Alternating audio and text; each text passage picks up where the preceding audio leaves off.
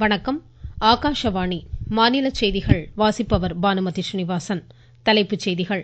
தன் தானிய வேளாண் திட்டம் விவசாயிகளின் ஆக்கப்பூர்வமான எதிர்காலத்திற்கு வழிகோலும் என்று பிரதமர் திரு நரேந்திர மோடி நம்பிக்கை தெரிவித்துள்ளார். தீபாவளி பண்டிகையை ஒட்டி நாடு முழுவதும் 12,000 சிறப்பு ரயில்கள் இயக்கப்படும் என்று மத்திய ரயில்வே அமைச்சர் திரு அஸ்வினி வைஷ்ணவ் கூறியுள்ளார். ஜனநாயக அமைப்பின் அடித்தளமாக கிராமங்கள் திகழ்வதாக முதலமைச்சர் திரு மு க ஸ்டாலின் எடுத்துரைத்தார். கிருஷ்ணகிரி அணை நிரம்பும் தருவாயில் உள்ளதால் தென்பெண்ணை ஆற்றங்கரையோர மக்களுக்கு வெள்ள அபாய எச்சரிக்கை விடுக்கப்பட்டுள்ளது. வெஸ்ட் இண்டீஸிற்கு எதிரான இரண்டாவது இறுதி டெஸ்ட் கிரிக்கெட் போட்டியின் முதல் இன்னிங்ஸில் 5 விக்கெட் இழப்பிற்கு 518 ரன் எடுத்த நிலையில் இந்தியா ஆட்டத்தை டிக்ளேர் செய்தது. இனி விரிவான செய்திகள். நாட்டின் விவசாயிகளுக்கு ஆக்கப்பூர்வமான எதிர்காலத்தை தன்தானிய பெருக்க திட்டம் ஏற்படுத்தும் என்று பிரதமர் திரு நரேந்திர மோடி நம்பிக்கை தெரிவித்துள்ளார். புதுடெல்லியில் 42,000 கோடி ரூபாய் மதிப்பிலான தன்தானியம் மற்றும் பருப்பு வகைகளின் தன்னிறைவு திட்டத்தை இன்று தொடங்கி வைத்து பேசிய பிரதமர், கடந்த 11 ஆண்டுகளில் வேளாண் துறைக்கான மத்திய அரசின் பட்ஜெட் நிதி ஒதுக்கீடு 6 மடங்காக அதிகரித்திருப்பதை சுட்டிக்காட்டினார். பால் உற்பத்தியில் இந்தியா முதன்மை நாடாகவும் மீன் உற்பத்தியில் 2வது நாடாகவும் உருவெடுத்துள்ளது என்றார். கடந்த 11 ஆண்டுகளில் நம் நாட்டில் தேன் உற்பத்தி 2 மடங்காக உயர்ந்துள்ளதாகவும் அவர் தெரிவித்தார். கால்நடை பராமரிப்பு, மீன் பண்ணை, தேனீ வளர்ப்பு போன்றவை சிறிய விவசாயிகளுக்கும் நிலமற்ற ஏழை விவசாய குடும்பங்களுக்கும் ஆளுமை வழங்கியிருப்பதாக பிரதமர் சுட்டிக்காட்டினார். சரக்கு சேவை வரி சீர்திருத்தங்களின் கீழ் விவசாயிகள் பயன்பெறும் வகையில் டிராக்டர் மற்றும் வேளாண் உபகரணங்களுக்கான வரி குறைக்கப்பட்டிருப்பதை பிரதமர் எடுத்துரைத்தார்.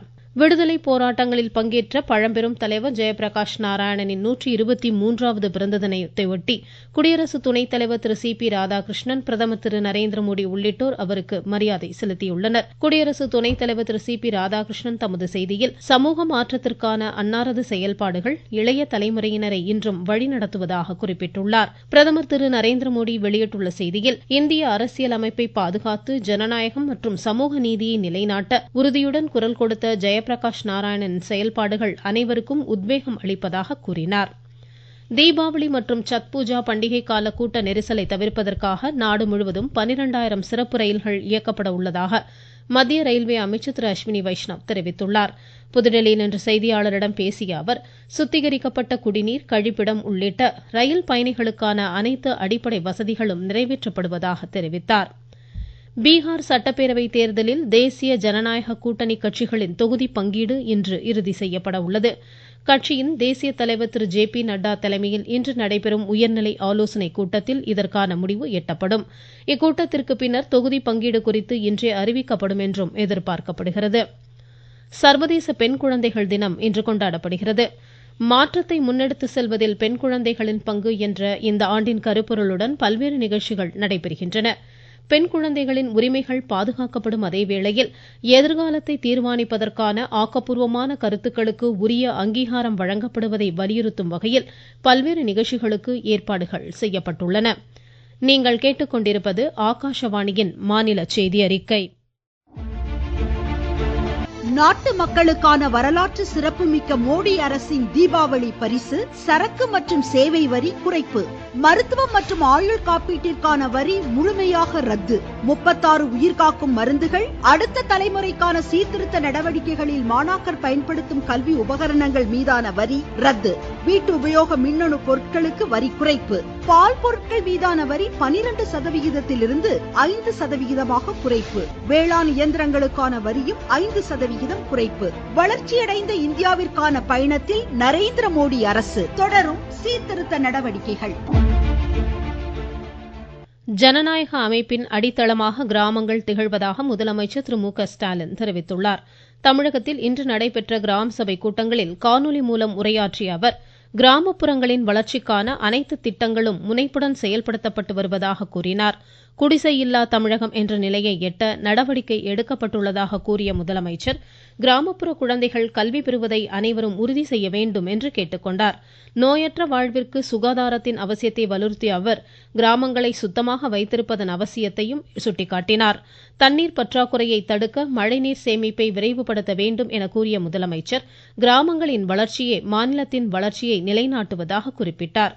கிராம சபை கூட்டங்களில் வளர்ச்சிப் பணிகள் தொடர்பாக பெறப்படும் கோரிக்கை மனுக்கள் மீது உரிய நடவடிக்கை எடுக்கப்படும் என்றும் முதலமைச்சர் உறுதியளித்தார். இந்த கூட்டத்துல நீங்க முன்வைக்கிற ஒவ்வொரு பரிந்துரையும் பல்வேறு திட்டங்கள் மூலம் பரிசீலிக்கப்பட்டு நிறைவேற்றப்படும். நம்ம கிராமங்கள் தான் எதிர்கால வளர்ச்சியை உறுதிப்படுத்துற முக்கிய அங்கமாக இருந்து வருது. அரசை பொறுத்த வரைக்கும் மக்கள் பங்கேற்போட வளர்ச்சியை உறுதி செய்யற அரசு இது. கிராமத்தின் வலிமைதான் மாநிலத்தின் வலிமைன்னு நம்ம செயல்பாடுகளால நிரூபிச்சு காட்டுவோம்.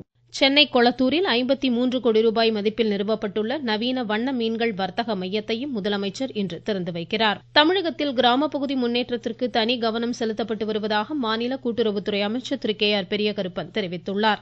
சிவகங்கை மாவட்டம் புழுதிப்பட்டி, மட்டங்காடு, பொன்னமராவதி, சங்கிலி கருப்பு வரையிலான 59 லட்சம் ரூபாய் மதிப்பில் கிராம சாலை மேம்பாட்டு பணிகளை இன்று தொடங்கி வைத்து பேசிய அவர், மாநிலத்தின் தேவைக்கேற்ப புதிய சாலைகள் அமைக்கப்படுவதாக கூறினார்.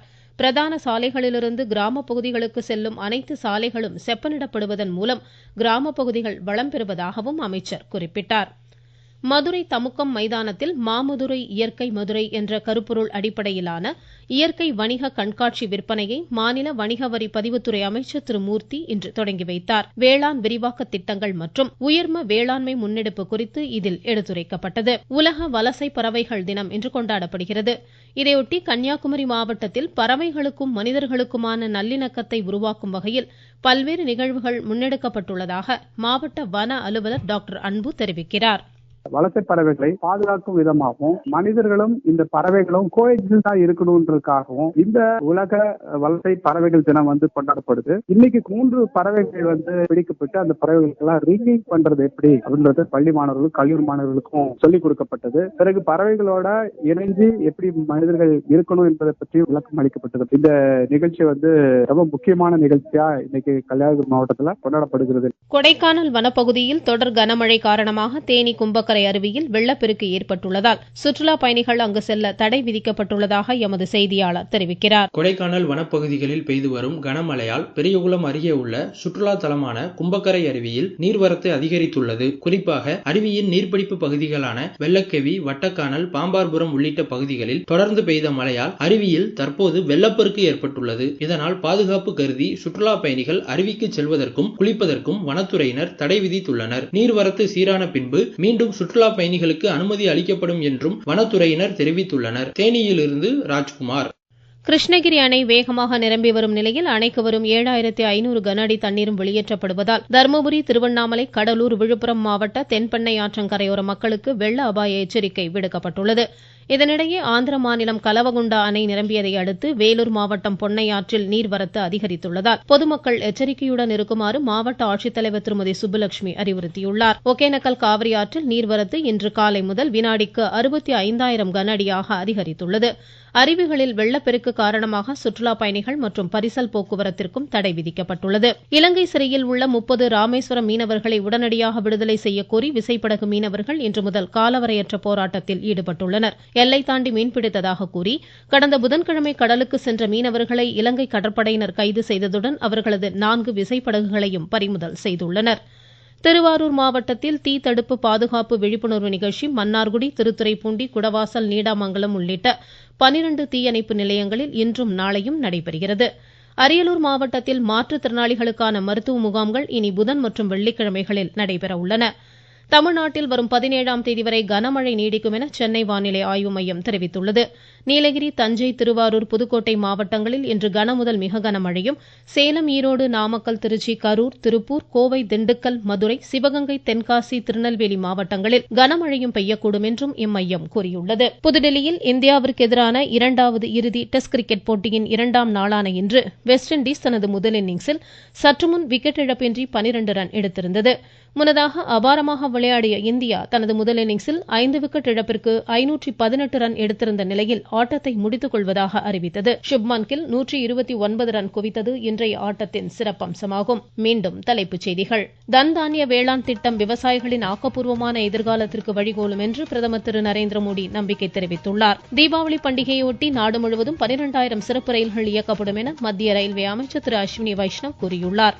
ஜனநாயக அமைப்பின் அடித்தளமாக கிராமங்கள் திகழ்வதாக முதலமைச்சர் திரு மு க ஸ்டாலின் எடுத்துரைத்தார். கிருஷ்ணகிரி அணை நிரம்பும் தருவாயில் உள்ளதால் தென்பெண்ணை ஆற்றங்கரையோர மக்களுக்கு வெள்ள அபாய எச்சரிக்கை விடுக்கப்பட்டுள்ளது. வெஸ்ட் இண்டீஸ்க்கு எதிரான 2வது இறுதி டெஸ்ட் கிரிக்கெட் போட்டியின் முதல் இன்னிங்ஸில் 5 விக்கெட் இழப்பிற்கு 518 ரன் எடுத்த நிலையில் இந்தியா ஆட்டத்தை டிக்ளேர் செய்தது. இத்துடன் இந்த செய்தியறிக்கை முடிவடைந்தது.